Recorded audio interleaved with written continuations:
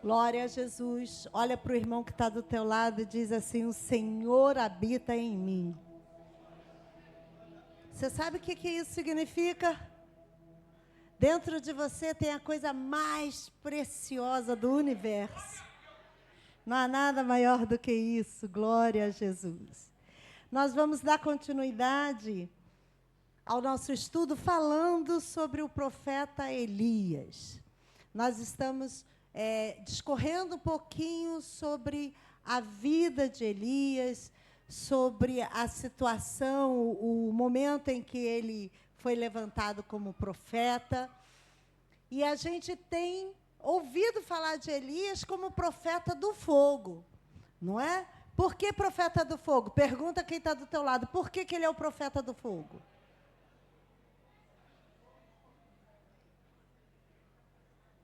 Por quê? Tá ligado aí esse ar, tá, Valmir?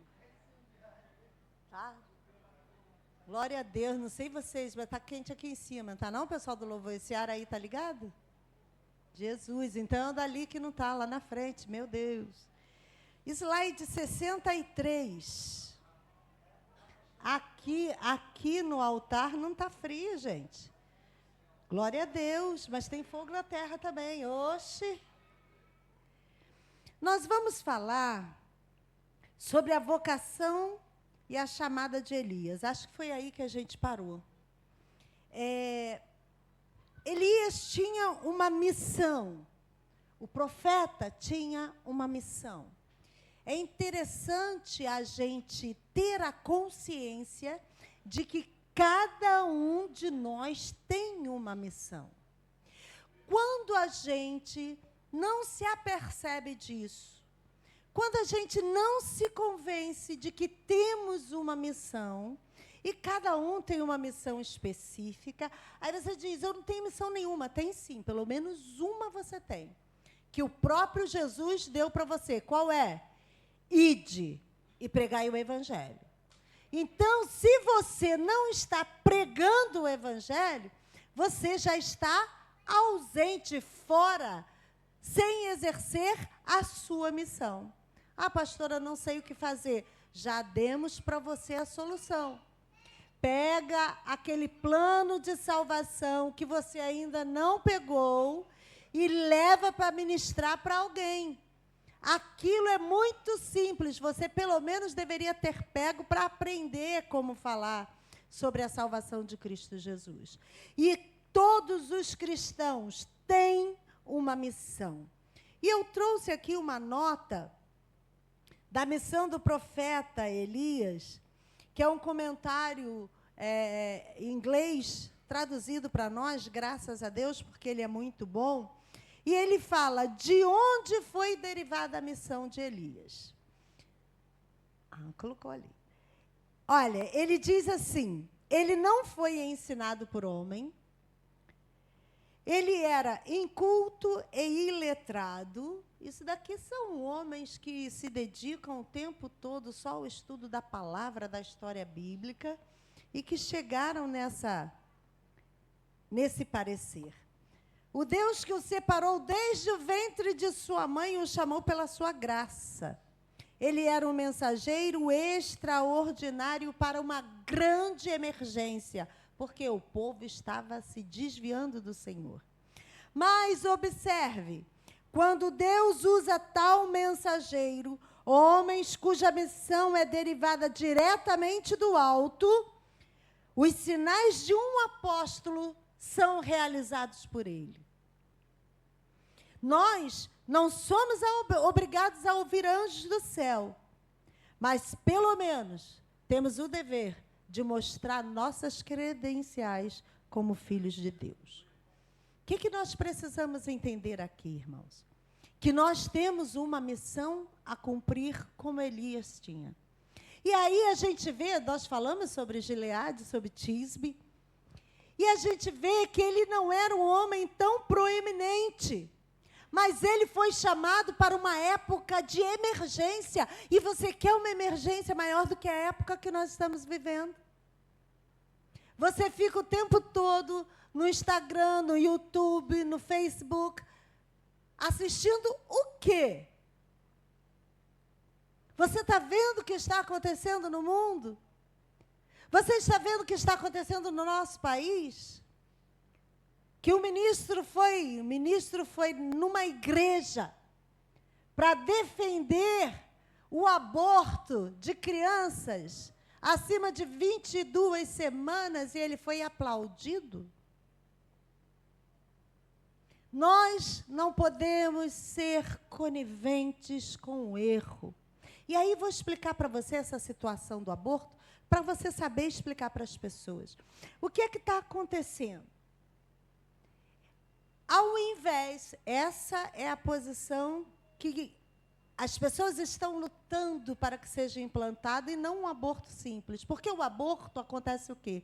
Eles matam o bebê e depois fazem com que a mulher aborte aquela criança morta. O que é que a medicina, o Conselho de Medicina está sugerindo? A criança, a partir de 22 semanas, ela consegue sobreviver fora do útero da mãe. Ao invés de matar a criança para abortar, o Conselho de Medicina quer que retire a criança, deixe ela sobreviver fora do ventre da mãe e ceda a criança para a adoção, ao invés de abortar. É isso que está sendo proposto. Mas o que quer ser aprovado é que a criança seja morta. E nós, nessa emergência toda, será que não estamos sendo chamados como Elias para nos posicionar? Ah, mas eu não vou lá no Congresso Nacional, eu não vou, tudo bem, irmão. Mas fale com as pessoas, oriente as pessoas, fale que Jesus tem solução para a vida delas, fala que onde há o pecado superabunda a graça de Deus, que é possível mudar o mundo. A coisa está tão difícil que na Alemanha, uma menina de 15 anos foi estuprada por 9 menores de idade. Menores marmanjão, né? E aí uma senhora se posicionou na internet, naquela notícia, e falou dos meninos que não podia acontecer aquilo e tudo mais. Ela foi levada a julgamento. E teve uma sentença maior do que o estuprador. Olha o mundo como está andando. Será que esse tempo de Elias foi só lá no tempo de Elias? Hoje nós estamos vivendo a iniquidade de modo tão intenso que nós estamos ficando acuados.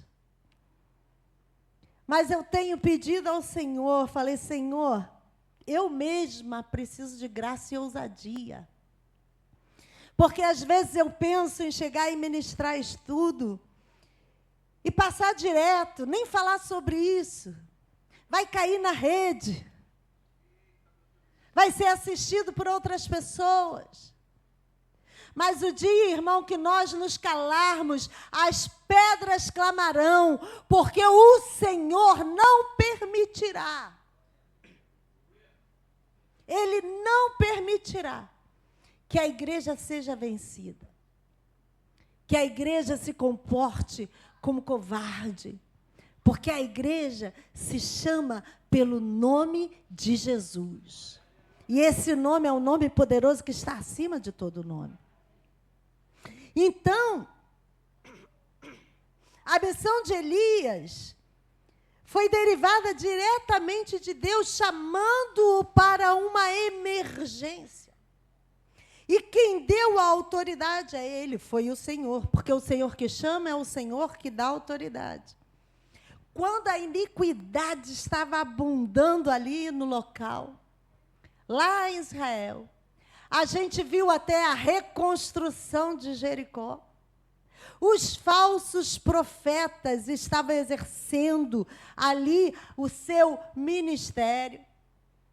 A fé dos eleitos de Deus estava em perigo. Olha para o teu irmão e diz assim, como é que está a sua fé? Tem uma água aqui para mim? O momento mais escuro daquele tempo em Israel estava acontecendo. E aí, Deus levanta um profeta. Deus está preparando profetas aqui nesse lugar. Isso, irmão, diga aleluia, porque você é um desses profetas. Amém?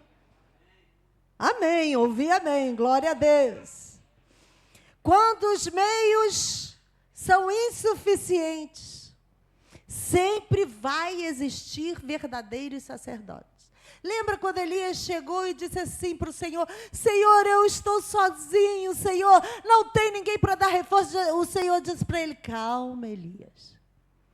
Calma, eu guardei um monte lá escondido que ninguém sabe para te proteger. Irmãos, de repente você está sendo chamado, está sendo escondido esse tempo todo para ser jogado, para aparecer, para mostrar que os homens de Deus não estão sozinhos, que tem crente firmado na palavra de Deus e pronto para trabalhar.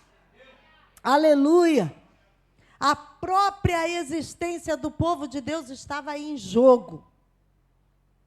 E aí Elias aparece. Aparece como? Com poder e autoridade para fechar o céu, abrir o céu, derramar fogo. Tudo aquilo iria acontecer. A vocação e a chamada de Elias eram divinas. Não foi dado por homem algum, eram divinas. E o que está escrito lá no primeiro versículo de 1 Reis 17, que nós lemos? Abre comigo.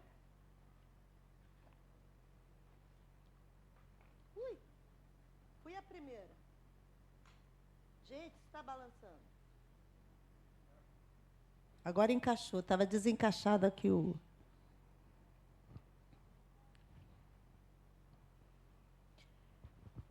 Então Elias, o tisbita dos moradores de Gileade, disse a Acabe: vive o Senhor, Deus de Israel, perante cuja face estou.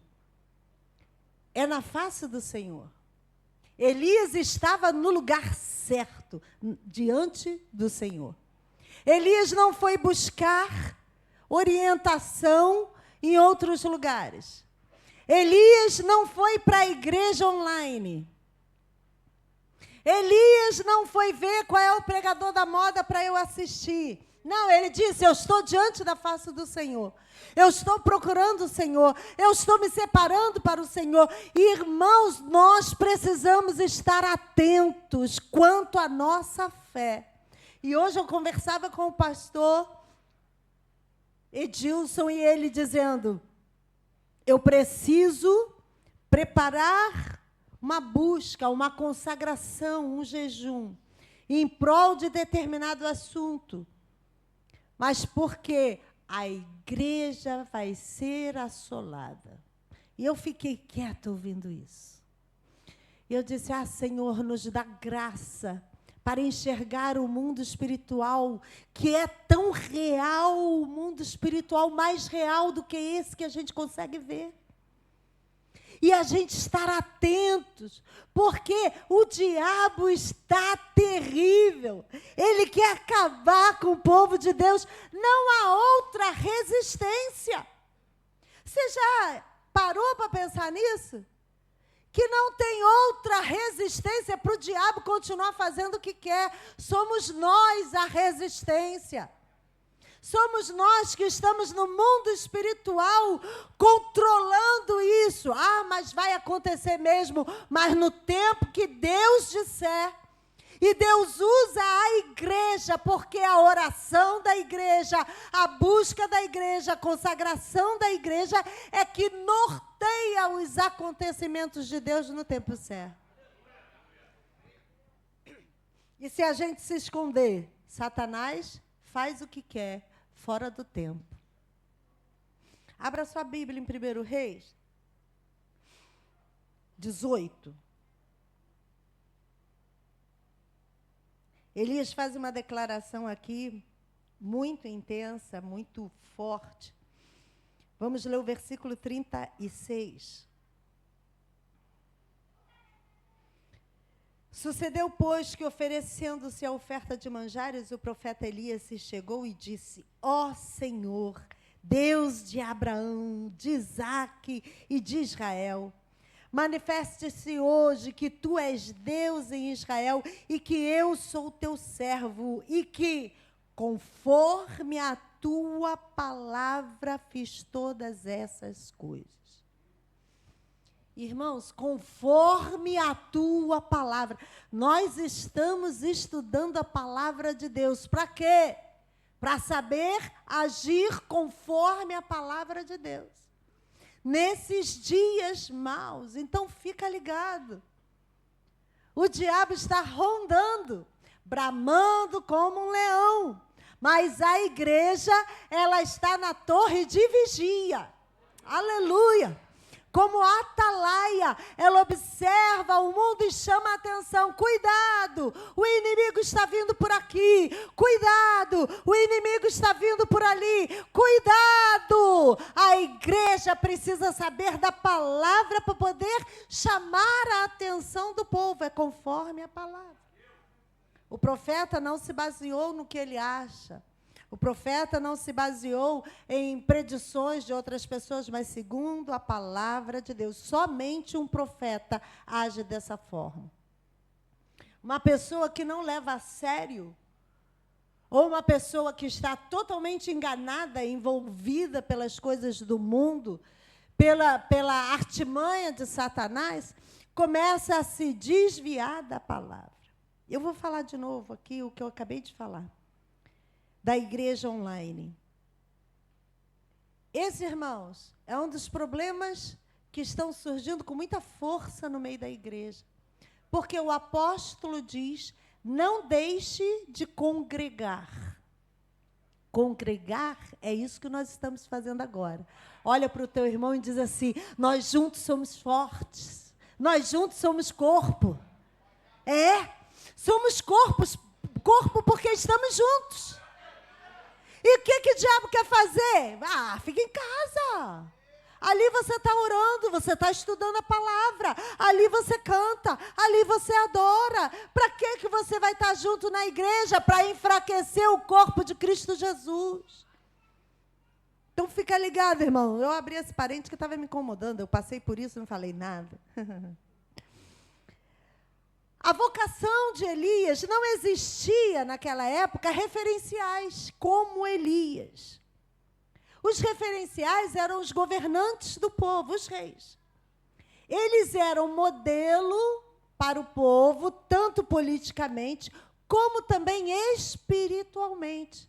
Porque eles estavam governando o povo de Israel, o povo de Deus. Eles eram tirados do meio do povo para governá-lo. Então, eles eram o exemplo. E quando o rei fazia alguma coisa muito ruim, as consequências eram sentidas no meio do povo. Então, você que quer o ministério, ou você que é líder, olha, o que você faz de mal traz consequência para o povo.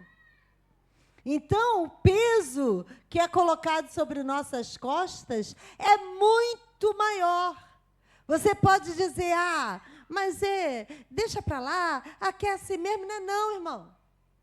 Não é não. Se você quer ser obreiro, boa coisa você faz, mas o peso sobre você é outro. Se você quer ser diácono, boa coisa você deseja, mas a quem muito é dado, muito é. Se você quer ser pastor, vou nem falar para você, né? Então, a apostasia estava generalizada porque havia falta de um modelo, de um referencial santo. E nós somos chamados para ser referenciais santos. Então, falar a palavra que não deve? O pastor até falou na última pregação, se falar isso, aí soletrou alguma parte de uma palavra. Porque tem gente que acha que é normal. Qual o problema? Falar isso, todo mundo fala, não, Santo de Deus não fala. Santo de Deus, a palavra tem que ser verdadeira e servir para edificar. Se não acontece isso, tem que ficar o quê? Calado. Muita gente perde porque fala. E o Senhor tira lá de Tisbe. Onde é Tisbe? Num canto que ninguém nem sabe, mas era lá em Gileade. Tira lá do cantão um cara bruto para ser um modelo de adoração. Aí, se você acha que esse irmão está do seu lado, não serve para nada, Deus olha para ele e diz assim, vai ser modelo de adoração. Vai ser modelo de culto verdadeiro. Esse bronco que está do teu lado aí, oh, como agrada meu coração quando diz o aleluia, o glória a Deus. Vive uma vida santa. O problema se levanta, mas ele não arreda pé do Senhor. Glória a Deus. Você viu o atentado que teve contra a sinagoga e uma igreja cristã, lá perto da Rússia, que eu não sei o nome daquele país, que ali... Daguestão, é alguma coisa assim. Ih, marido, antenado, né? Pegaram o padre e cortaram o pescoço, a garganta do padre. Mataram várias pessoas. Por quê, irmãos? Está ficando difícil servir ao Senhor. Nós temos que dar graças a Deus que aqui no nosso país ainda temos liberdade para adorar ao Senhor, para glorificar o nome do Senhor. Mas vai chegar um dia que a coisa vai ficar tensa, vai ficar difícil. E é por isso que você está aqui aprendendo a palavra de Deus, para poder estar firme nos dias maus, para ser modelo de adoração aonde você estiver. Na hora que não puder abrir as portas todas, a gente tem que ficar tudo trancado aqui dentro. Quando chegar lá fora, você vai andar e os outros vão dizer assim, poxa, tem alguma coisa estranha nesse aí. Esse aí deve ser crente. Será que é crente? Será que não é? E se vai cortar a tua garganta, você faz o quê? Dá glória a Deus. Já está pensando 2 vezes? Pensa não, irmão. Pode se dar mal nessa vida, mas na outra, na eterna... Está garantido.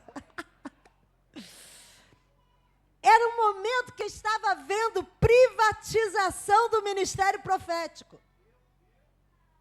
O quê? Servir a Deus de graça? Não, vamos privatizar a situação. Vamos criar uma escola de levitas, uma escola de profetas. Aí você fala com a gente, não a gente, mas um agente, para contratar um profeta, para vir aqui e liberar muitas palavras de profecia. E aí o povo vai vibrar, porque se começa o culto dizendo, eis que o Senhor está aqui, servo meu, eu te digo, todo mundo, aleluia! Por quê? O povo quer sensacionalismo. E aí você vê pessoas que se diziam cristãs, indo para as seitas, outras seitas religiosas, Umbanda, Quimbanda, Candomblé, etc, etc. Por quê? Porque ele queria sensacionalismo. Ele queria um momento de vibração. E como culto na casa do Senhor é um culto racional, não é suficiente para ele. Ele quer alguma coisa que sacuda, irmãos, era exatamente o que estava acontecendo com Elias naquele momento. E se privatizou o ministério profético. A gerente era Jezabel. E ela guardou lá os profetas delas e sustentava os profetas. E o profeta, foi o que eu falei, o profeta era dela. Mas o Senhor guardou 7.000. Diga, você faz parte dos 7.000 profetas do Senhor. Você faz parte, querido. Você é um dos 7.000. Aleluia. Está ali fora trabalhando, mas está ali atento à palavra de Deus. Irmão, se você for chamado para trabalhar, não ache que você está sendo menor nesse dia. Puxa, eu gostaria tanto. O Senhor vai te alcançar, porque vai te dar muitas vezes mais do seu serviço ao Senhor. Eram profetas particulares, que eu não vou ler para você aqui a referência, que a gente vai encerrar mais cedo hoje. Mas que comiam na mesa de Jezabel. Isso significa, irmãos, que eram alimentados por ela. Que participavam, sentavam à mesa com ela. Tinham comunhão, intimidade. E nós não podemos nos assentar à mesa com qualquer. Nós temos que saber quem vai nos servir. Nós temos que saber de onde provém a comida que estão nos oferecendo. Quando Jesus ia conversar com os seus discípulos, a maioria das vezes ele sentava à mesa e ensinava a palavra. Porque quando a gente está à mesa, a gente baixa a guarda. A gente fica suscetível ao que vai receber. A gente se permite ser acessado. E eles eram acessados por uma mulher maligna. A gente precisa saber em qual mesa está sentando, irmãos. E sair dos lugares, sair de perto das pessoas malignas, que influenciam a nossa vida, que fazem com que a gente comece a pensar se devia ou não fazer tal coisa para o Senhor. Se a gente devia ou não estar dando tanto nosso tempo para o Senhor. Dedicar nosso tempo à oração e à palavra. Por que tanto tempo? Eles comiam na mesa de Jezabel. E em contrapartida, eles faziam aquilo que agradava o coração de Jezabel. Você vai sempre querer agradar quem te serve. Então, cuidado com quem te serve. Eu tenho uma camisa que fala: quem já foi comprado não se vende. Olha, que mensagem é essa? E quando eu ando pela rua, primeiro, a arte é torta. Então, já chama a atenção que todo mundo olha e diz assim: fizeram torto. Não, mas ela é torta mesmo. E aí vem um código de barra, com uma cruz no código de barra, e diz: quem já foi comprado não se vende. Você já foi comprado pelo sangue precioso de Jesus Cristo. A tua vida não tem preço. Não se venda por qualquer coisa. Não se venda nem por muita coisa. Você já tem uma missão para cumprir. Coloca os seus olhos nessa missão. Coloca a sua atenção nessa missão. E não se venda. Mas cumpra a missão que o Senhor te deu. Abra a sua Bíblia. Em 2 Pedro.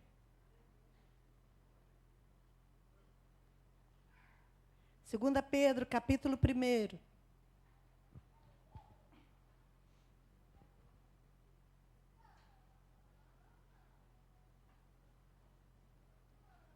Vamos ler dos versículos 19 até o 21. 2 Pedro 1, 19 a 21.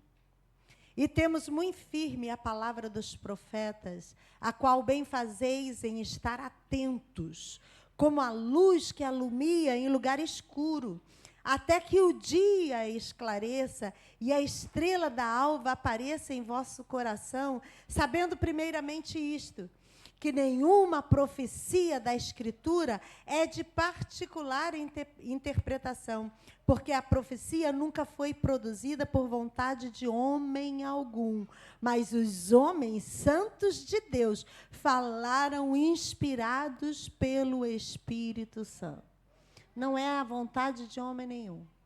Não é a palavra de homem nenhum que precisa prevalecer. É a palavra de Deus. Por isso você vai estar aqui hoje estudando a palavra. Nenhum sistema é profético. E nenhum profeta se rende a nenhum sistema. Porque é só a palavra que prevalece. Amém? Os profetas do Senhor vão falar coisas que a gente não quer ouvir. Com certeza. Vão sempre ter uma mensagem que vai desagradar. De vez em quando dá uma agradinha, mas a maioria das vezes a gente não vai querer ouvir o que eles têm a nos dizer. Mas uma coisa é certa, eles vão falar o que é necessário ser ouvido, o que Deus necessita que você entenda.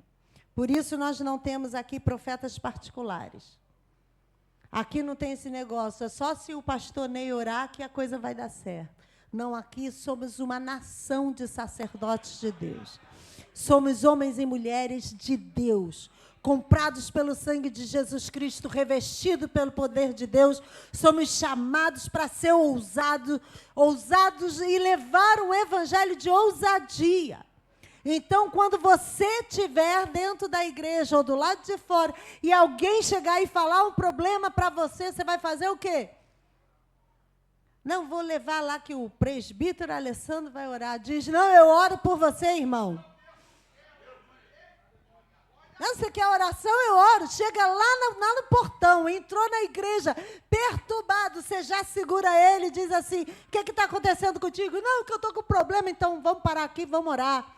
Deus já está agindo desde o portão, irmão, de um lado ao outro. E você é o instrumento de Deus para isso.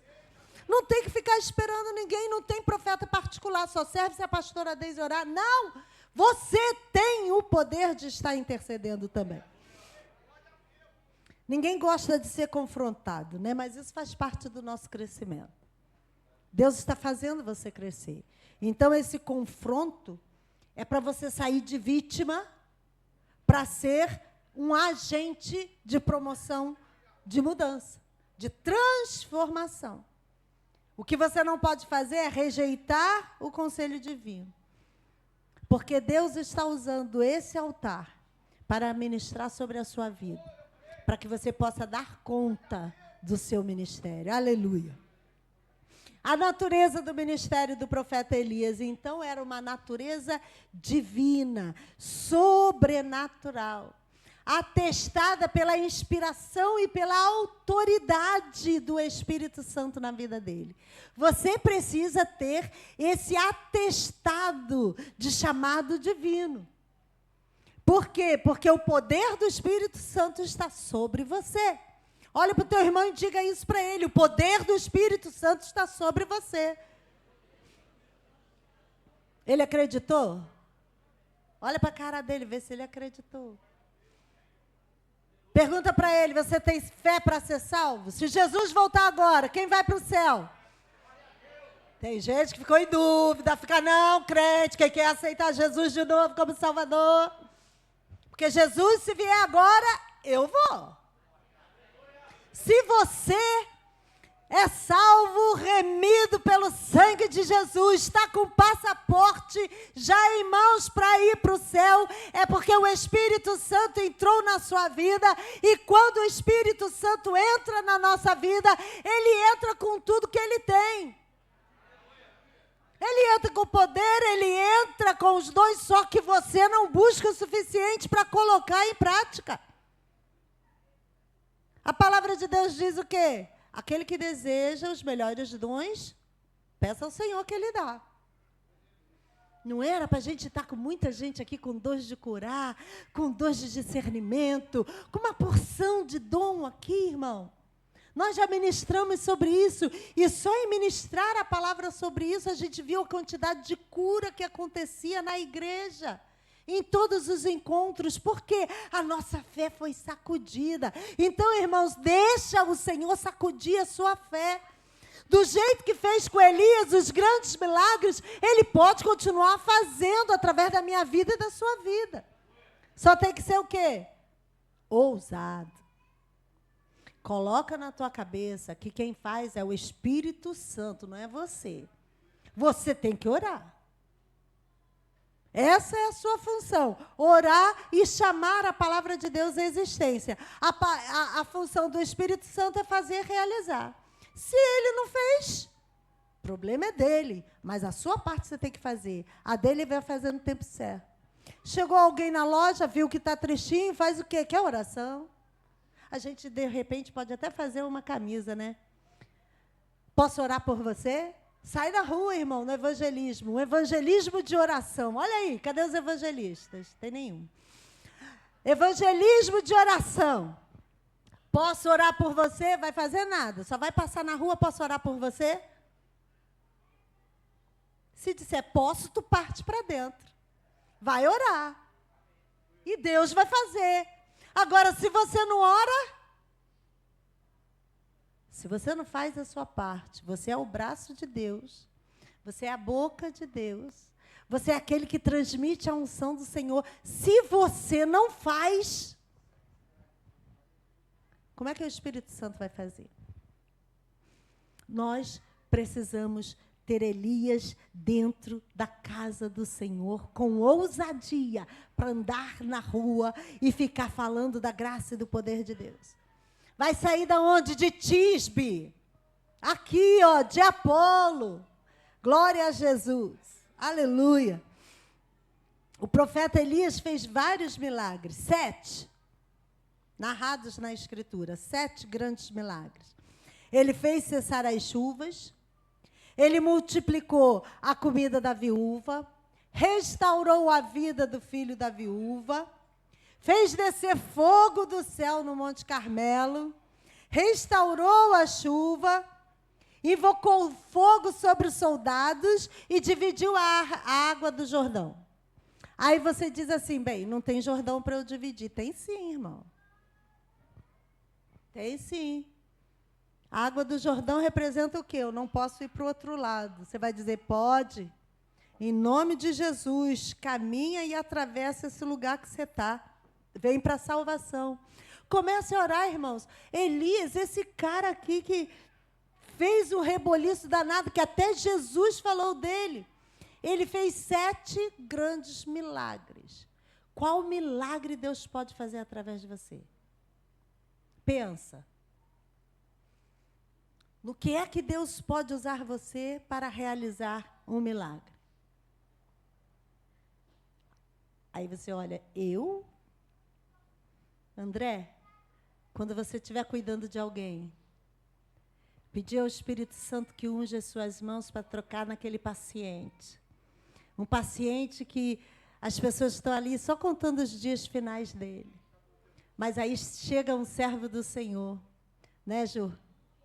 Chega um servo do Senhor e toca naquela pessoa, e enquanto está tratando, está orando, está transformando. Irmãos, o Espírito Santo quer operar. Quando eu estava internada, tinha uma enviada do inferno, que eu já contei isso aqui para vocês. Que toda vez que aquela enfermeira entrava no quarto, eu tinha uma crise. Das 3 vezes que eu quase morri, 2 vezes foi com ela dentro do quarto. Eu via as trevas entrando no quarto e eu repreendia em nome de Jesus. E eu chamei a enfermagem, a chefe da enfermagem, e disse para ela, não quero mais. Mas por que? Eu falei, não quero mais. E aí chegou um enfermeiro que era crente. E da outra vez que eu passei mal, ele chegou para mim e disse, pastora. Eu falei, o cara me conhece. Alguém ligou e perguntou pela pastora que estava lá. Ele disse, eu vou ficar com a senhora. E tudo começou a mudar, irmão. Do mesmo jeito que o inferno entra para trazer treva, quando você estiver acessando um doente, é a luz do Espírito Santo que vai entrar. Aí você diz, eu não sou Elias, o quê? Você vai restaurar a vida de um enfermo moribundo. Aleluia! A gente precisa, irmãos, pedir a intervenção divina em tudo que a gente faz. A gente está andando só no natural, deixando as coisas acontecer. Era Elias que dobrava o joelho e clamava ao Senhor. Tem nuvem lá, vai chover nada, não tem nuvem nenhuma. Mas eu estou acreditando que Deus vai fazer chover. Deus não nega o pedido do seu povo. E ele não desistiu, ele parou de orar quando? Parou de orar quando? Quando a nuvem apareceu. Irmão, não desista. Deus precisa de instrumentos disponíveis. Elias era tão ousado que profetizou sobre a morte de Jezabel. A gente não pode desejar o mal de ninguém, né? Mas ali Elias estava dizendo o que aconteceria se ela continuasse sendo aquela pessoa maligna que era. Lê comigo, 2 Reis, capítulo 9.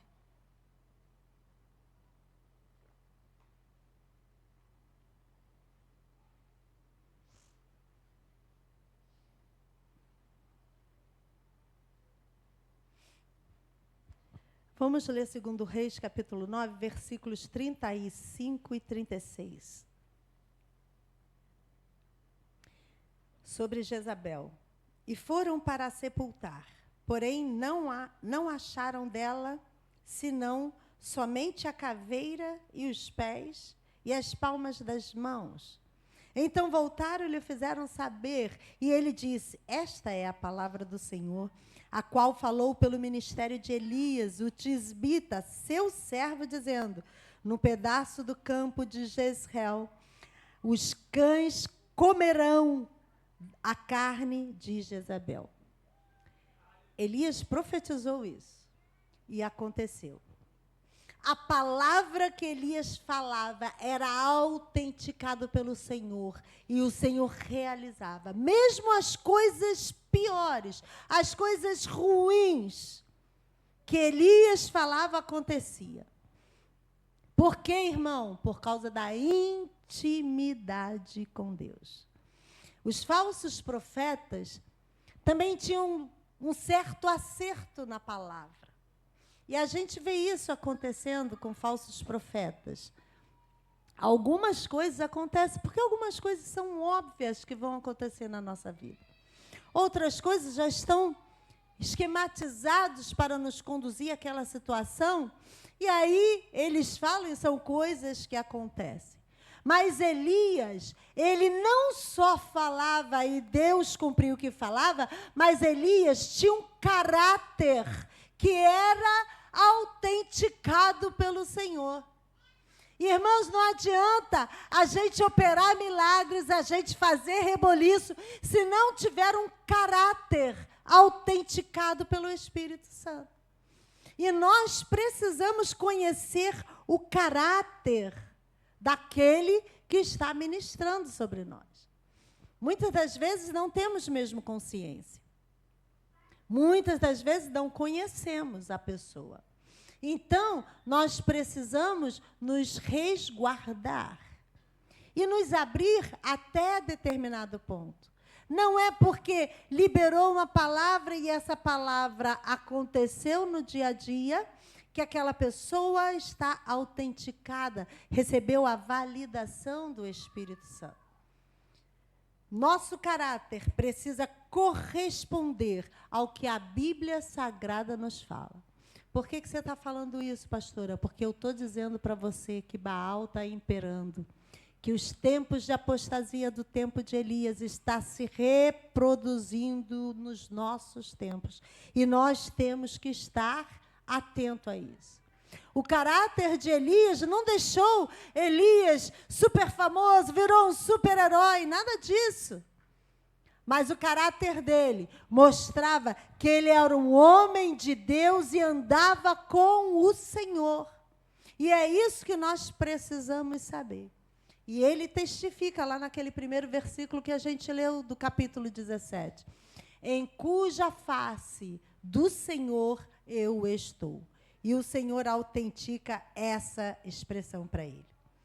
Bem, Elias começou o seu ministério profético junto da monarquia, que antes nenhum profeta tinha exercido o seu ministério dessa forma. E ele começou o seu ministério exortando, denunciando, repreendendo os reis.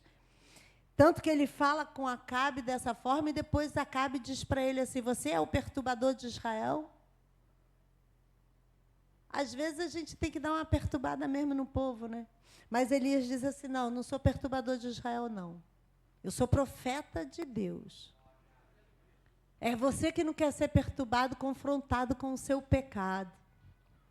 E o livro de 1 Reis vai mostrar Elias como um pioneiro nesse formato de ministério profético, preocupado com o bem-estar do povo de Deus, o bem-estar espiritual do povo de Deus, e também a gente vai ver do bem-estar social do povo de Deus. Por quê, irmãos? A nossa vida espiritual precisa refletir na nossa vida social. Junto com a sociedade eu sou um, quando eu estou na igreja eu sou outro. É igual o jovem adolescente, toca terror na escola. E dentro da igreja é um santo abençoado. E se a gente vai falar com o pai e a mãe, ó, seu filho, meu filho, outra criança, meu filho não. Pai e mãe nunca aceitam que o seu filho, quando está longe, é outra parada. E a gente fica pensando no comportamento dos jovens. Porque você... E aí vou falar para você, não são só os jovens, não. Os adultos também. Os adultos que no supermercado dão mau exemplo, que abrem pacote de biscoito. Não olha para o lado, não. Continua olhando para frente. Que recebe troco a mais e não volta para devolver.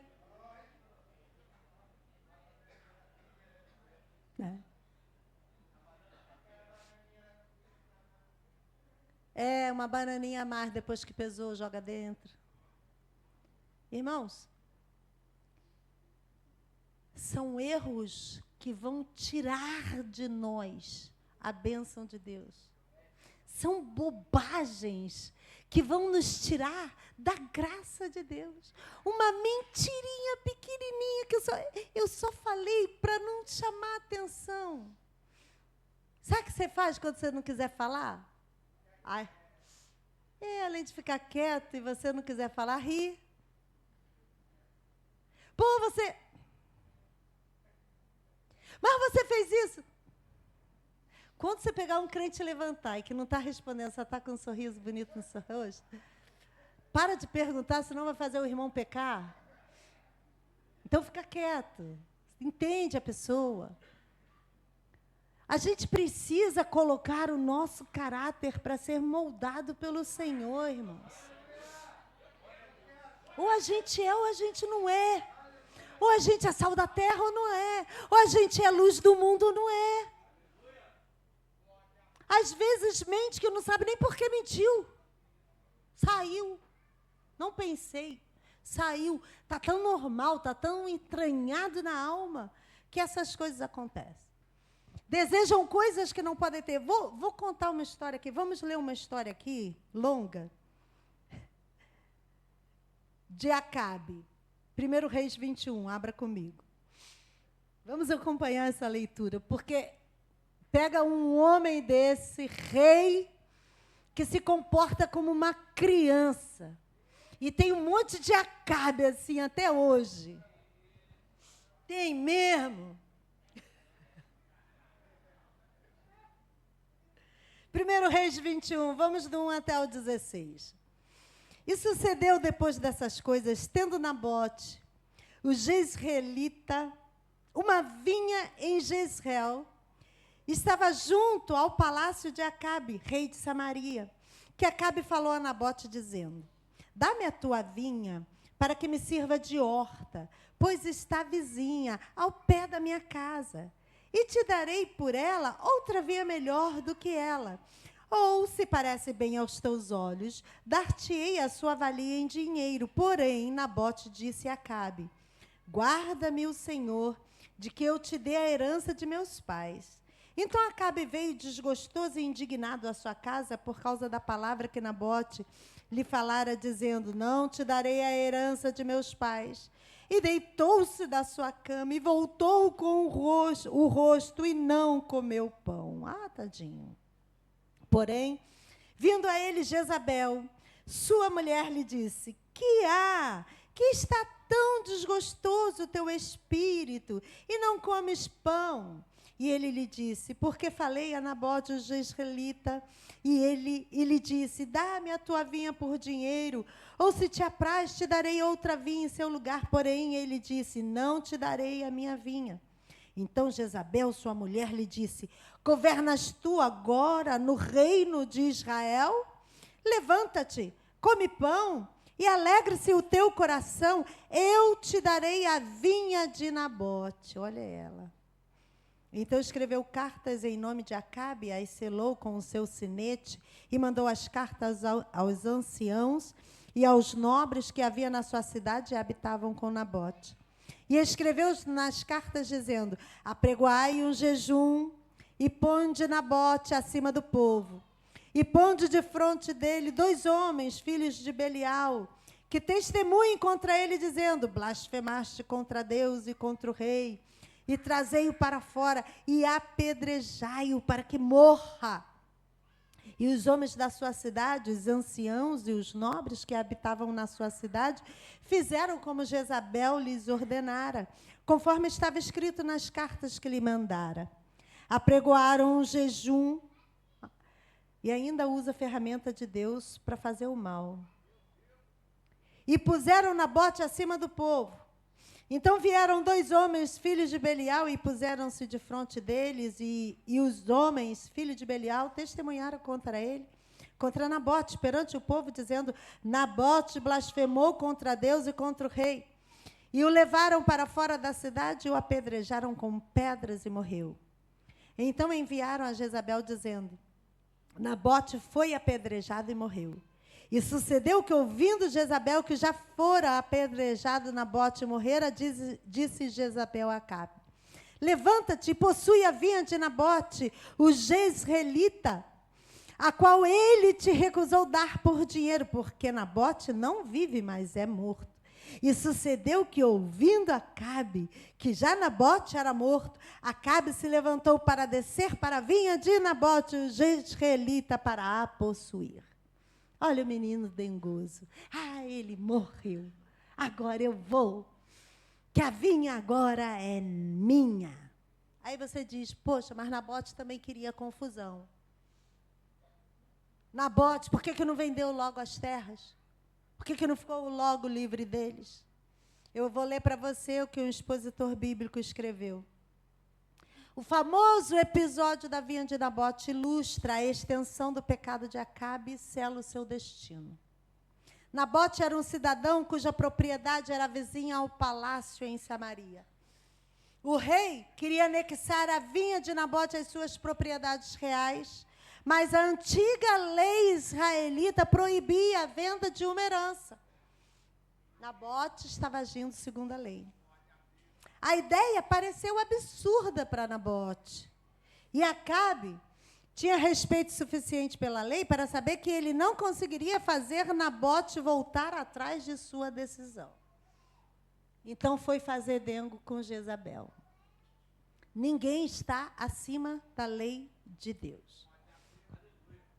Jezabel, sendo filha do rei de Sidom, conhecendo outro tipo de reinado, porque o rei estava sempre acima da lei de Deus. Nenhum de nós está acima da lei de Deus. Ninguém está acima da lei de Deus. Mas em outros países isso acontecia. Então, mediante a traição, o engano, o assassinato, ela adquiriu a vinha de Nabote para o seu dengoso marido Acabe. E o que acontece? Elias aparece. Irmão, na hora que alguma coisa está dando errado, os Elias têm que aparecer. Versículos 17 a 24. Então veio a palavra do Senhor a Elias, o tisbita, dizendo: levanta-te, desce para encontrar-te com Acabe, rei de Israel, que está em Samaria. E eis que está na vinha de Nabote, aonde tem descido para possuir. E falar-lhe-ás, dizendo: assim diz o Senhor, porventura não mataste e tomaste a herança? Far-lhe-ás mais, dizendo: assim diz o Senhor, no lugar em que os cães lamberem o sangue de Nabote, os cães lamberão o teu sangue, o teu mesmo. E disse Acabe a Elias: já me achaste inimigo meu? E ele disse: achei-te, portanto já te vendeste para fazeres o que é mal aos olhos do Senhor. Eis que trarei mal sobre ti e arrancarei a tua posteridade, e arrancarei de Acabe a todo o homem, como também o encerrado e o desamparado em Israel, e farei a tua casa como a casa de Jeroboão, filho de Nebate, e como a casa de Baasa, filho de Aías, por causa da provocação com que me provocaste, e fizeste pecar a Israel. E também acerca de Jezabel falou o Senhor, dizendo: os cães comerão Jezabel junto ao antemuro de Jezreel. Aquele que de Acabe morrer na cidade, os cães o comerão, E o que morrer no campo, as aves do céu o comerão. Porém, ninguém fora como Acabe, que se vendera para fazer o que era mal aos olhos do Senhor, porque sua mulher Jezabel o incitava. Toda a dinastia de Acabe foi destruída por causa do dengo, por causa do bater do pé, de dizer eu quero, tem que ser do meu jeito, tem que ser para satisfazer a minha vontade. A vontade do Senhor Deus precisa prevalecer em tudo que fazemos. A gente vai parar o estudo agora aqui. E eu quero falar com você, irmão, que tem vindo toda terça-feira, tem se esforçado para aprender a palavra do Senhor. Você está sendo preparado como mensageiro de Deus. Não é por um acaso que as coisas estão acontecendo. Não é por um acaso que esse estudo chegou aqui, nesse momento. É porque Deus está preparando mensageiros. Temos muitos irmãos que trabalham à noite, mas temos muitos que não vêm porque preferem um culto público. Preferem um culto com mais movimento, com a igreja mais cheia. E eu digo para você, como já disse, eu sou privilegiada de ministrar no culto de menor assistência na igreja. Porque aqueles que estão aqui, eles querem ser agentes de transformação. Querem ser instrumentos de Deus para mudar o mundo. E aí você diz, vou mudar o mundo como? Na hora certa, você vai estar pronto e Deus vai te usar, você só precisa estar disponível. E eu gostaria que você fechasse seus olhos e levantasse as mãos aos céus. Pai querido, nesse momento, nós oramos pelos Elias que estão dentro dessa casa. Estamos no momento, Senhor, de apostasia, estamos vivendo um momento que o seu povo está se desviando da sua vontade. Estamos vivendo no momento que Satanás está levantando muros, está levantando barreiras, está cavando precipícios ao redor do povo de Deus. E diz a sua palavra que se fosse possível, até os escolhidos serão enganados, mas nós louvamos ao Senhor, porque o Senhor está chamando servos fiéis, filhos dedicados, pessoas ousadas, revestidas do poder de Deus e dispostas a receber a unção do Espírito Santo. E eu peço, Senhor, que nessa noite o Teu Espírito possa ser derramado por essas pessoas que estão com mãos levantadas, querendo receber mais do Senhor.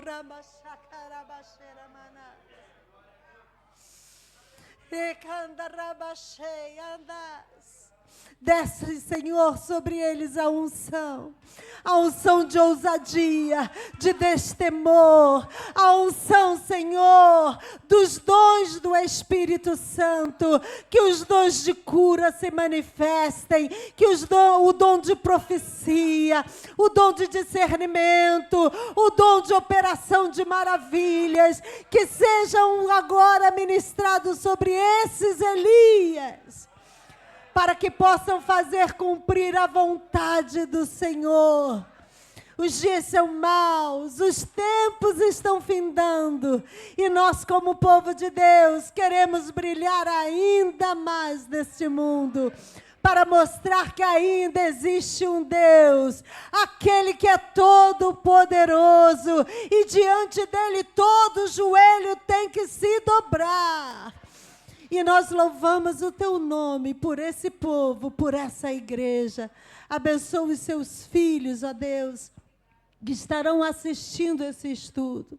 Que eles também possam ser despertados pelo Teu Espírito Santo, para que possam estar recebendo a unção de transformação também.